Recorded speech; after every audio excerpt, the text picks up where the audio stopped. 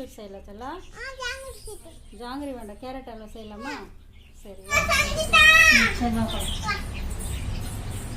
நம்ம முதல்ல கேரட் எடுத்துக்குவோம்.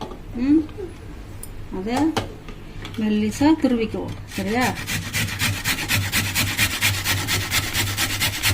வெண்ணெய் ரெடி பண்ணி நம்மளே வீட்டில் நெய் ரெடி பண்ணுறோம்.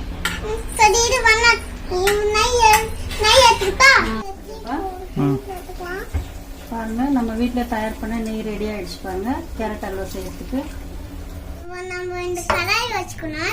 முதல்ல ஸ்டவ் பற்ற வைக்கணும் தாங்க.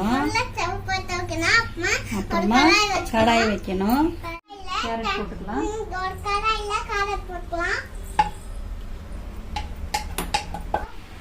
அப்போ தேவையான அளவு பால் சேர்த்துக்கலாங்க.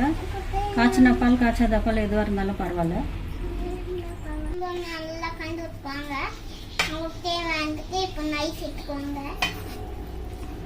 பால்ல கேரட் நல்லா வேகணுங்க. பாலில் வெந்தால் தான் கேரட் அல்வா நல்லா இருக்கும். பாருங்க, இப்போ ஊற்றின பால் எல்லாமே சுண்டிடுச்சு. கேரட்டும் நல்லா வெந்திருக்கு. இந்த ஸ்டேஜில் தான் நம்ம சர்க்கரை போடணும். தேவையான சர்க்கரை ஸ்வீட் போட்டுக்கலாங்க.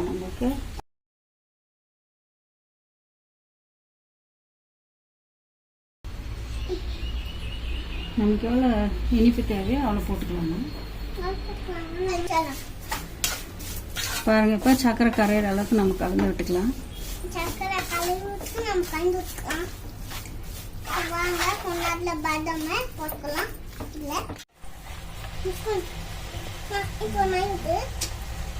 பாருங்க, நம்ம வீட்டில் தயார் பண்ணி தேவையான அளவு சேர்த்துக்கலாம்.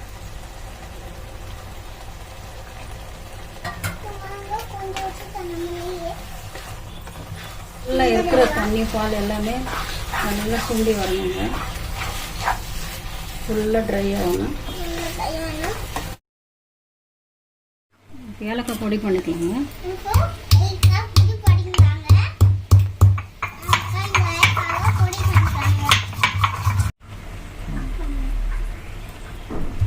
சேர்த்துக்கலாங்க.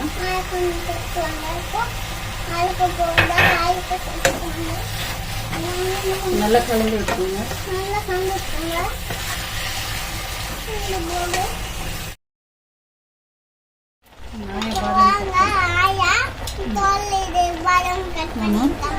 சின்ன சின்ன பொடியாக கட் பண்ணிக்கலாம். இந்த மாதிரி லாங் லாங்காக நீளமாக கட் பண்ணால் நல்லாயிருக்கும்.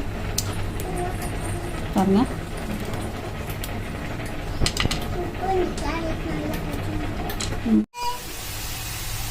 நானும் போட்டுக்கிறேன்.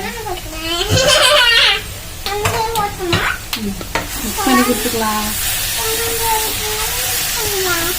பால், சர்க்கரை, ஊற்றின பால், சர்க்கரை எல்லாமே ட்ரை ஆகிட்டு கேரட் எல்லாம் ரெடி ஆயிடுச்சு.